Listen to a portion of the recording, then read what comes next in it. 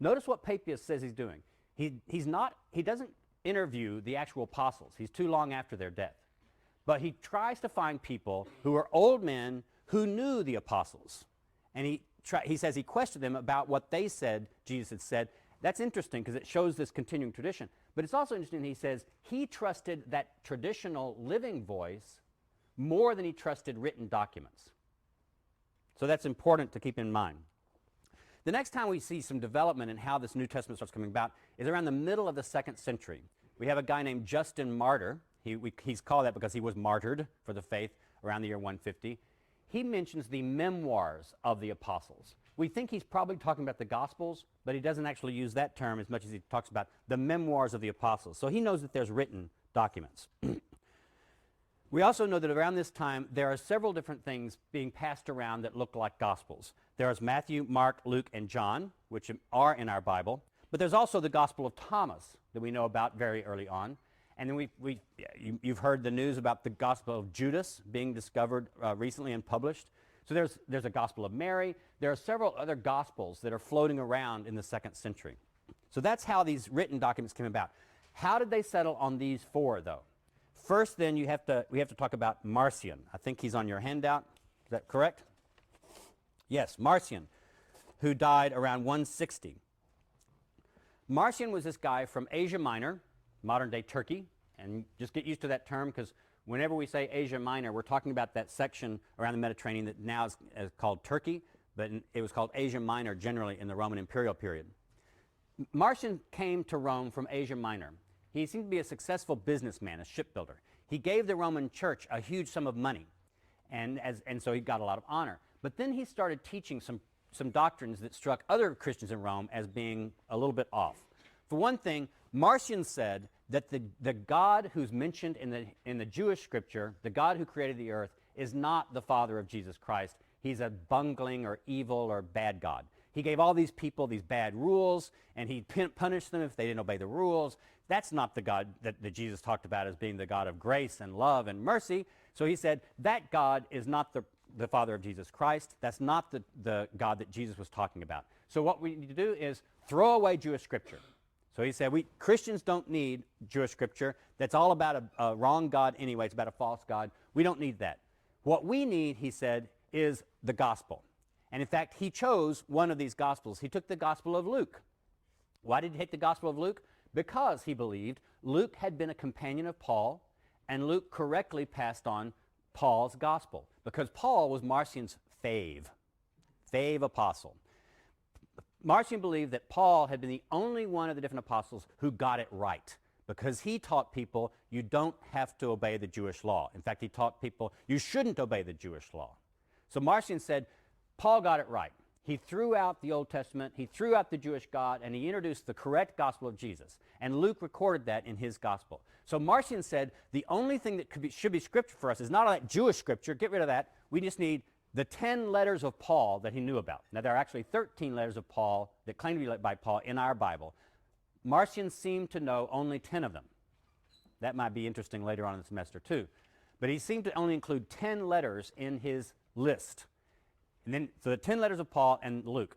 Now, you may have noticed, if you've actually read any of the letters of Paul and the Gospel of Luke, that these people seem to believe that the Creator God mentioned in Jewish Scripture actually was the Father of Jesus Christ. Marcion noticed some of those places too, or like when Paul seemed to be quoting Jewish Scripture. So Marcion said, aha, the other Jewish apostles, the bad apostles, got hold of Paul's letters, and they got hold of the Gospel of Luke, and they adulterated it. They put all this other stuff in. So Marcion claimed that he could edit out all the added stuff out of Paul's letters and out of the Gospel of Luke. And this edited version of the Gospel of Luke and the 10 letters of Paul, that's what Marcion published as his canon. This is the first time we have in Christianity someone attempting to say, this is the authoritative list, and all these other things are not part of the list. Marcion, who came to be considered a heretic by Orthodox Christians. Remember that at this time there's a lot of different kinds of Christianity, so how do you tell an Orthodox Christian from a heretical Christian? Well, it's your judgment call or mine in the 2nd century. You hadn't had yet the creeds that would try to settle these things for good like you did in the 3rd and 4th century. But a lot of Christians in Rome, the Bishop of Rome, a lot of other people considered Marcion a heretic for this. They kicked him out of the church. They gave him back his money that he had given to the church, and they kicked him out, and they declared this is heretical. The Creator God really is God.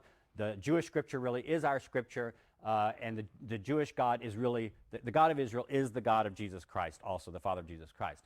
But Marcion seems to really put the scarab of Jesus into the Roman church. If you didn't accept Marcion's canon, his list, what was going to be your list? If you said that the other Gospels were just as important as the Gospel of Luke, who said so, and why, and who's going to pronounce this? Marcion, though, seemed to have spurred other Christian leaders to decide what they thought Christian Scripture should do. So what do you do about the Gospels? You have 4 different Gospels accepted by some people, 5 or 6 by other people. Generally in Rome, around this time, the 4 Gospels that we have in our Bible seem to have become the most popular accepted Gospels: Matthew, Mark, Luke, and John. Now, some people still try to figure out that you've got 4. Why do you have 4? So you have other people like Tatian. He's on your handout list, too. He decided to take the 4 Gospels and do an edition that would string all the stuff from the different 4 Gospels into one book. So he made what we call the diatessaron, which is just a Greek word that means through 4. He took 4 books and created one gospel out of it. You had other people who said, well, you accept the Gospel of Mark because Mark was a disciple of Peter. This is the way Papias believed. Elsewhere he said that Mark had traveled with Peter to Rome, and Mark wrote down Peter's version of the gospel. And so Papias said that's why Mark is reliable. Or people would say Luke wrote down the gospel that Paul had preached, so Luke was authoritative. They also said, well, Matthew was actually one of the disciples of Jesus. He's mentioned in the Gospels, so the Gospel of Matthew is also by a good one. And John also was believed to be that. Now, the problem with this is that Papias and these other people didn't really know what they were talking about. Papias, for example, thought that the Gospel of Matthew had originally been written in Hebrew and only later translated into Greek. This is wrong. Any of us who know Greek and know Hebrew can tell that the Gospel of Matthew was written in Greek. It doesn't look like a translation from Hebrew. So we tend to doubt all of these different traditions, that Mark was the disciple of Peter who wrote Peter's Gospel, that Matthew was written by the actual disciple Matthew, that Luke was written by the disciple of Paul, and that John was written by the disciple John. Basically, what modern scholars believe is that all 4 of these Gospels were anonymously published. They don't tell us who their author is. Notice, they're not pseudonymous. There's a difference between pseudonymous writings, easy for me to say, and anonymous. Anonymous means we don't know who wrote it. It's published without an author's name being listed. Pseudonymous means it's published with a false name, a false author attributed. The 4 Gospels are not pseudonymous because the earliest manuscripts of these Gospels, we believe, did not contain the titles Gospel of Matthew, Gospel of Mark, Gospel of Luke, Gospel of John. They just published the text as it was. At least if it ever did have an author's name attached to it, we don't have any evidence in the manuscript history, nor do we have any evidence in any other historical place. What happened was these names got attached to these documents. And that's eventually how they got included into the canon. People thought that these documents eventually were written by the people whose names that they possess, and therefore they thought they had some kind of connection to the apostles. Notice what the canon list eventually being have. This is on your handout also. Look at the Muratorian canon. Remember the word canon just means list. So this was a list of books that some author believed were scripture and should be read by Christians and churches, and he mentions others that he believes they should not. Sometimes he didn't believe they were bad books. Sometimes he believed they just weren't supposed to be included with the highest canonical books. There's a big debate about whether this canon list was composed around the year 200 or around the year 400. The scholars tend to line up one side or the other. It used to be, when I was in grad school, that most people said, oh, it was written around the year 200. Now I understand that probably the majority of scholars would say, no, it comes from a later period. That's not really all important for us, because what's important for us is to see at this point, either 200 to 400, what was included and what was not. This canon list includes these books that aren't in our Bible. The Wisdom of Solomon, which is actually in the Apocrypha, and I'll talk about that, and the Apocalypse of Peter. We do have an Apocalypse of Peter, along with the Apocalypse of John. It's just not in our Bible. It's considered New Testament apocryphal writings. Also, this writer excluded these books that are in our Bible. The letter to the Hebrews, one letter of John. He rejects the Shepherd of Hermas, which is a book that we include in a groupings of writing we call the Apostolic Fathers. It was written in the 2nd century sometime by a guy in Rome named Hermas, and it's called The Shepherd. And he excludes other books he calls Gnostic books. We'll talk later in the semester about what does Gnostic mean at this time. So notice that this could be a very early canon list, and it doesn't match our list. It does have the 4 Gospels, though.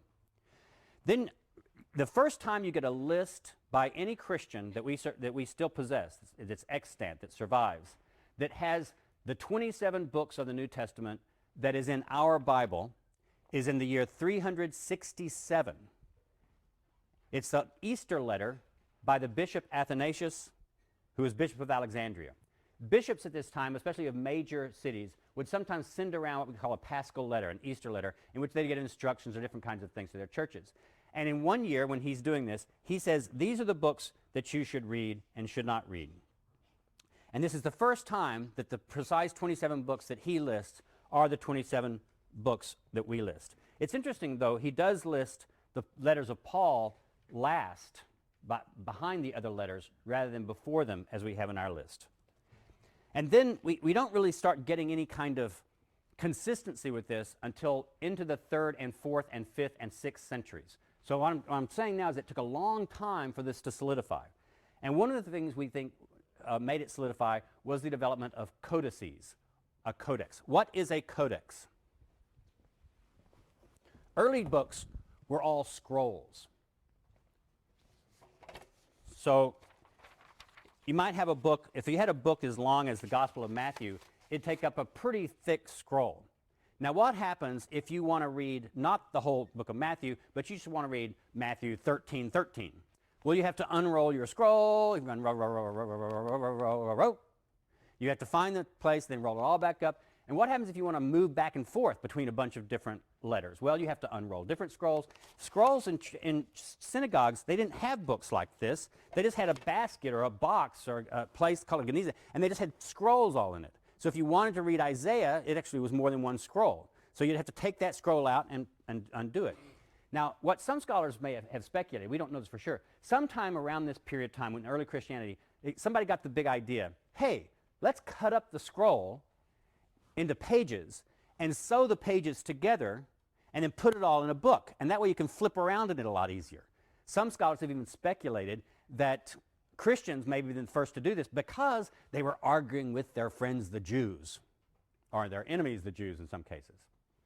And if you want to prove that Jesus really was born of a virgin, well, you need to go to that passage in Isaiah where at least the Greek version, it's not in the Hebrew, but the Greek version of the Jewish scripture said that a woman would be born, this man would be born of a virgin. That's the prophecy that we read around Christmas time. A virgin will bear a son. But you might have to also refer to a psalm over here or to another passage over here. And it's too difficult if you're unraveling scrolls and everything. So some people believe that Christians, precisely because they wanted to proof text a lot, they wanted to run around through a lot of different texts, they actually invented the codex. I'm not talking about tampons. Codex with an E, okay? All that means is this is a codex. It just means pages sewn together and placed within the covers of a book. So what we call, when you see the word book in ancient Greek or Latin, they didn't think of this. They thought of scrolls. So when you see a word book, the mechanical thing they're actually talking about is a scroll. This was an interesting new invention of a new piece of technology. Maybe not quite as revolutionary as the computer, but close. Because all